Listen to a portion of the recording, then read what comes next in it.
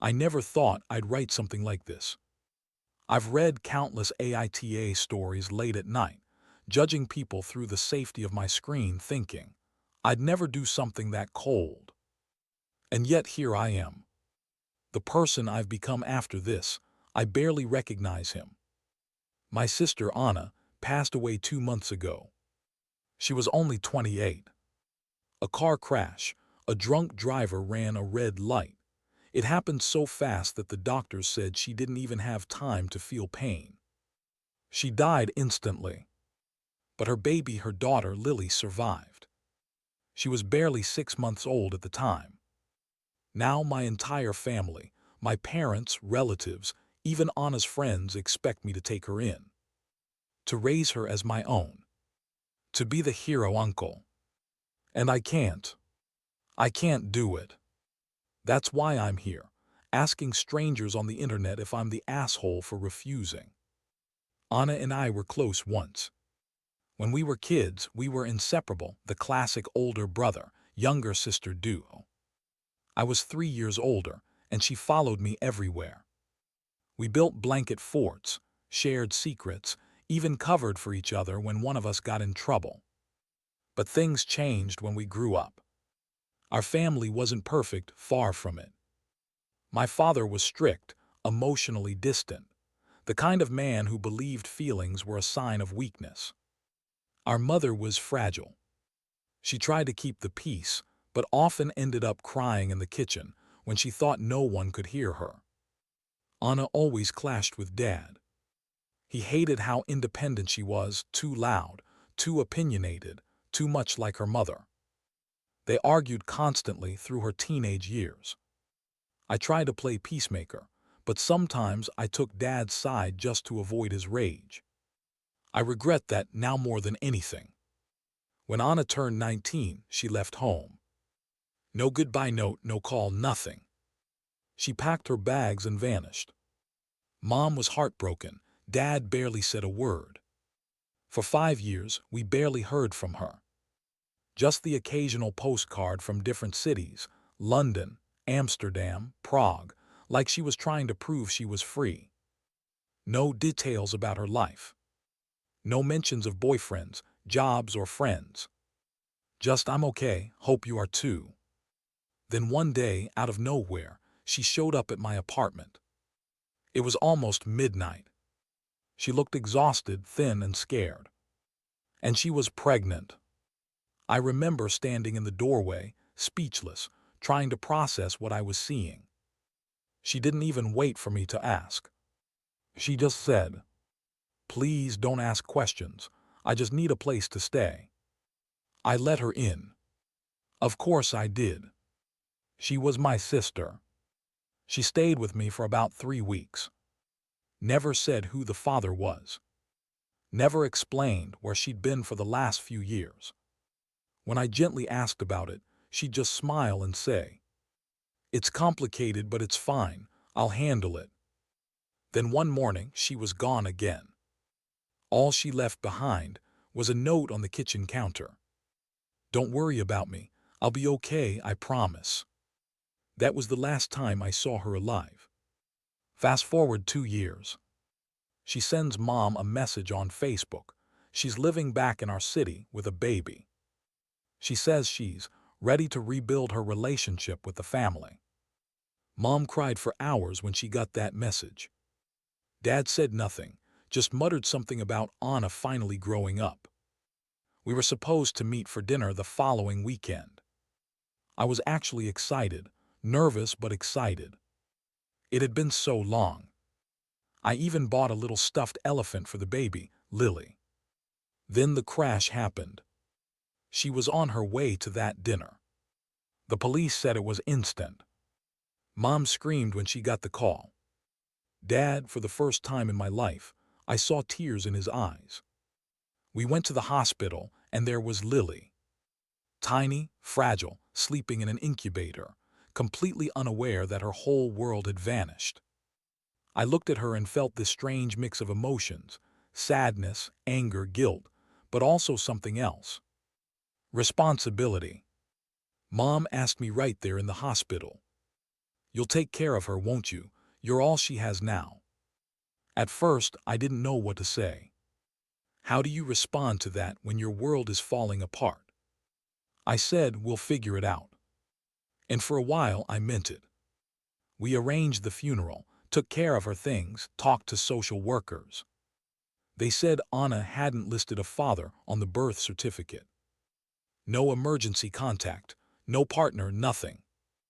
Everything was in chaos, but one thing was clear: Lily needed someone. Mom wanted to raise her, but she's in her late 60s, and her health isn't great. Dad said nothing about it, which, looking back, should have been a red flag. Everyone just assumed I'd step in, that it was the right thing to do. But then came the part that changed everything. I was sorting through Anna's stuff from her apartment. Mostly clothes, books, old photos. She'd been renting a small place, cozy, clean, a few baby toys here and there. It felt like she'd finally started finding stability. In one of the drawers, I found a small box. Inside were baby keepsakes, Lily's hospital bracelet, ultrasound pictures, a tiny lock of hair, and a USB drive. Out of curiosity, I plugged it into my laptop. There were photos, hundreds of them. Most were of Lily smiling, sleeping, wrapped in blankets. But then I saw one that made my stomach twist. It was Anna with a man. They were sitting together, in what looked like a cabin or maybe a hotel room. She was visibly pregnant. And the man. I froze. Because the man was our father. At first, I thought my mind was playing tricks on me. Maybe it was an old photo. Maybe I was imagining things. But then I opened the next picture, his hand on her belly. Then another, a selfie of them kissing. I dropped the laptop. My hands were shaking so badly, I could barely breathe. I wanted to scream, but nothing came out. I checked the timestamps. They were from around the time she stayed with me, 2 years ago. The same period she'd been secretive and afraid. That's when it hit me. That's why she ran away. That's why she refused to say who the father was. That's why she never came home. It wasn't a secret lover. It was him. That night I sat alone in the dark, trying to make sense of it. Every memory of my childhood replayed in my head, his anger, his control, his coldness toward her.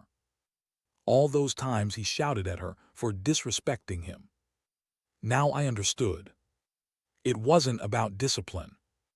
It was guilt, shame, control. And my mother, did she know? Did she suspect? I didn't sleep at all.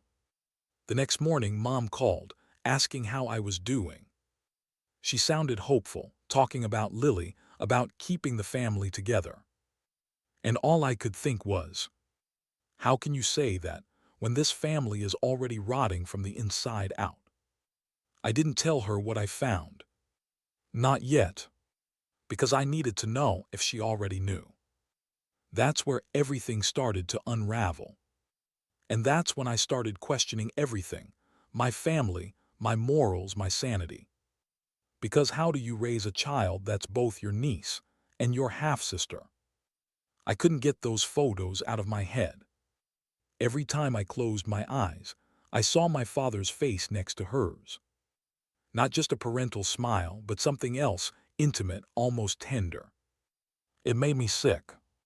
I tried to convince myself I was wrong. That maybe it wasn't what I thought.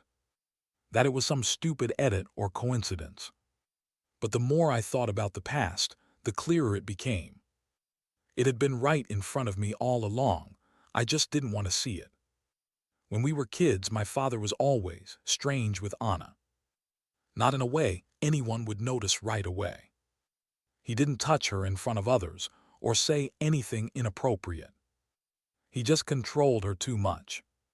Where are you going? Why are you wearing that dress? You don't need to talk to those boys. He never said things like that to me. With me, he was cold but predictable. With her, irritated, obsessive. I remember one time when she came home late. She was about 15. He didn't yell. He just stood in the doorway and stared at her. For a long time. Silently. So long that even Mom said, "John, please stop, you're scaring her."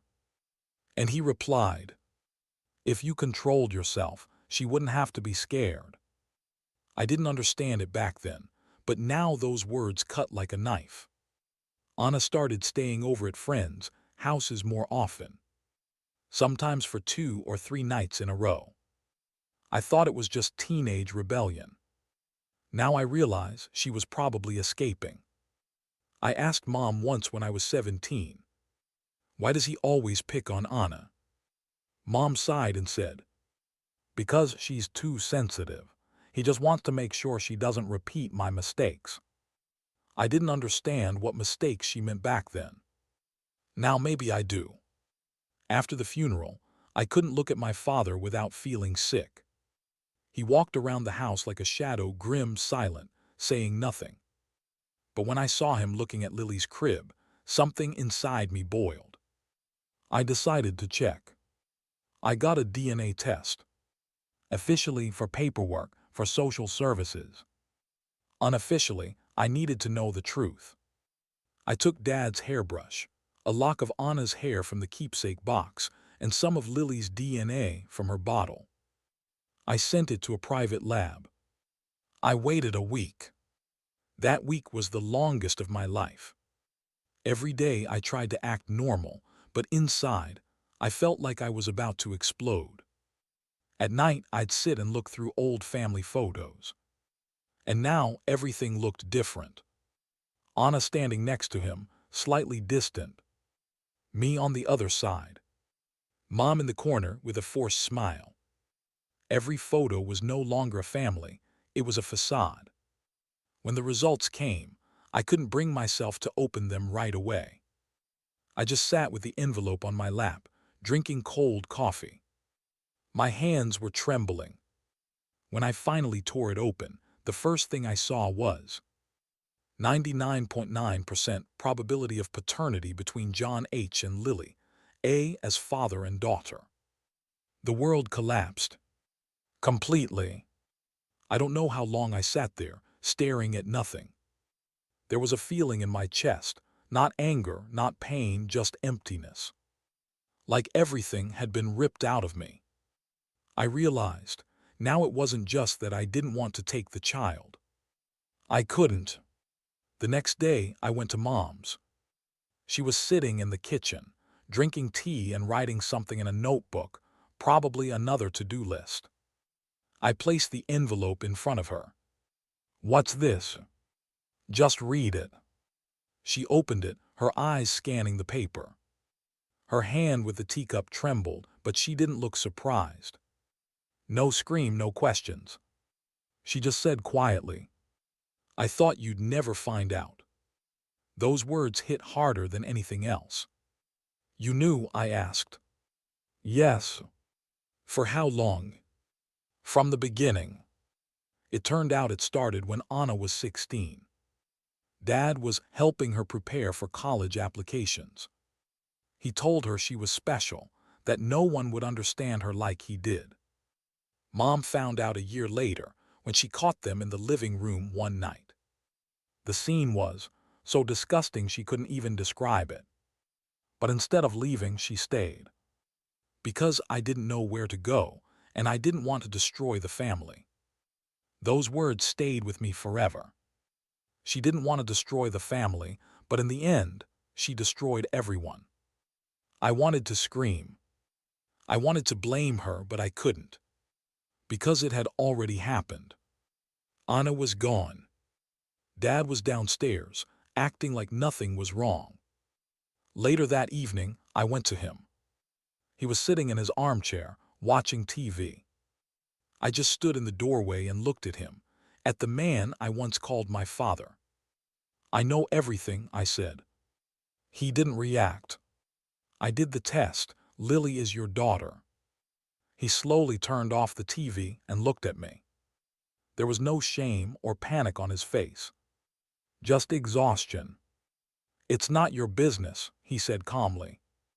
It was a long time ago, and Anna understood everything. Those words ignited something feral in me. I stepped closer and shouted. She was a child, damn it. He didn't flinch, just smirked. You don't understand, son. Life is more complicated than you think. I hit him. Hard. He didn't try to defend himself, just wiped the blood from his lip and said, "If you want to destroy the family, go ahead. But think about the girl. She's not to blame. I haven't gone back to that house since. Mom tried calling, texting. She said, Lily's not to blame and she needs you. And I couldn't. Every time I saw that child, I saw evidence of everything that had been hidden. She was a reminder not of my sister, but of the abuse, the lies, the fact that I couldn't protect Anna. Now everyone thinks I'm a monster. Relatives whisper. He abandoned his sister's child. What a heartless person. They don't know the truth. And honestly, I don't want them to.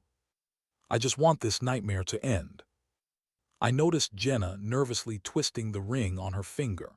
Her eyes darted around, as if she was fighting with herself before saying what she came to say. Tom, she finally said, please don't be angry. Emma didn't want you to find out. She was afraid it would ruin everything. My stomach tightened into a knot. What are you even talking about, Jenna? Who's Lily's father? She looked down. For a few seconds, the room was completely silent except for my quickening breath. It's your father, Tom, she whispered. Lily is his daughter.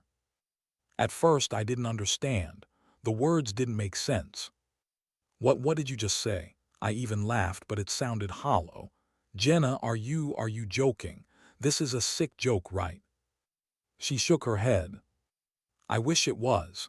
Emma told me everything when she was pregnant. She didn't know what to do.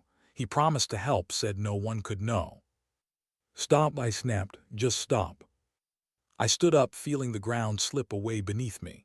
My head was pounding, like someone was hammering my temples. You're saying my father slept with my sister, the words barely came out, and they had a child. Jenna sobbed. Emma was terrified. She said it happened just once, that she was depressed, drinking, and he took advantage of the moment. She didn't know how to tell you. I walked to the window, staring into nothing. The city outside went on with its life. Cars, pedestrians, traffic lights. But inside me something died. My father. The man who taught me how to be a man. Who stood by me at my wedding. Who held my shoulder as I said goodbye to Emma at her coffin. He was the father of her child. I felt anger, rage, disgust rising in me, and at the same time a nauseating sense of guilt, because I had been planning to adopt Lily. I was going to be a father to my sister and father's child. My brain couldn't process it. Jenna, are you sure? I asked, clinging to the last shred of hope that this was all nonsense. She showed me letters, Tom. I saw them with my own eyes. He wrote to her begging her not to tell. She was afraid of destroying the family. A chill ran down my spine. Get out, I said hoarsely. Please just leave. She tried to say something, but I wasn't listening anymore. My head was spinning. My chest felt empty. When the door closed behind her, I just sat on the floor. Tears streamed down my face, though I didn't even realize I was crying. I didn't know what I felt: betrayal, pain, disgust. Probably all of it at once. That night I didn't sleep a wink. Jenna's words played in my head over and over, like a broken record. It's your father, Tom. She was afraid of destroying the family. By morning I knew one thing: I had to talk to him. I sat in the car for almost an hour before I could bring myself to get out. My parents' house stood on a quiet suburban street, with a manicured lawn and a white picket fence. Everything looked the same as always. But now, that house felt foreign to me. My hands trembled as I knocked on the door. Mom opened it right away in her robe, holding a coffee mug. Her eyes lit up when she saw me. Tom, what a surprise. You didn't call. Is everything okay? I forced a smile. Mom, I need to talk to Dad. It's important. She frowned. He's in the garden. But Tom, you look awful. Have you eaten today? Please just get him. She nodded, still confused, and walked away. A minute later, he appeared in the doorway. My father, George. Broad-shouldered, gray at the temples, with that same confident, calm look he always had. Only now, I no longer saw the man I trusted. Tom, something wrong? He asked. I stayed silent. For a few seconds, I just looked at him, feeling a storm rising inside me. We need to talk, I said, my voice hoarse. Alone. He nodded, motioning Mom back to the kitchen. We went out to the backyard, where it smelled of fresh-cut grass and tobacco. I didn't beat around the bush. I know the truth, I said, about Lily. He froze. What do you mean? Don't play dumb, I stepped forward. I know you're her father. Silence. Long, heavy, as if the whole world stopped breathing. Dad paled, his hand twitched. Who told you that? Jenna, I snapped, the word hitting like a blow. She knew everything Emma told her. He turned away, rubbing his face with his hands. Damn it. Is it true? I stepped closer. Tell me, is it true, damn it? He was silent for a long time before quietly saying, yes. One word. But it hit harder than any scream. I couldn't breathe. You slept with my sister, your daughter. Tom, please, he raised his hands as if trying to calm me. It was a mistake. I don't know how it happened. A mistake, I shouted. A mistake is forgetting to buy bread. You slept with your own daughter. He clenched his jaw, as if about to say something but stayed silent. Emma was not herself back then. After your grandmother's death, she was depressed, drinking. I tried to help and then it got out of control. Don't you dare blame her. I jabbed a finger into his chest. You're a grown man, a father. She was your daughter, damn it. He looked down. I know, and I've hated myself every day since. Hated yourself? I laughed, a manic, hysterical laugh. You hated yourself. And what am I supposed to feel, huh? I was going to adopt Lily. I thought I was saving my sister's memory. And now I know this child is the result of your sin. He stepped closer, but I backed away. Tom, listen, I swore I'd make it right. I helped Emma, supported her, paid for the birth for Lily. I couldn't confess. I was afraid I'd lose the family. The family? I stepped forward, our faces almost touching. The family died the day you did this. We stood in silence for a long time. The only sound was the wind rustling the leaves. Then I said, Does Mom know? No, and you won't tell her. His voice turned sharp and he raised a finger. You won't ruin her life. Ruin? I almost laughed.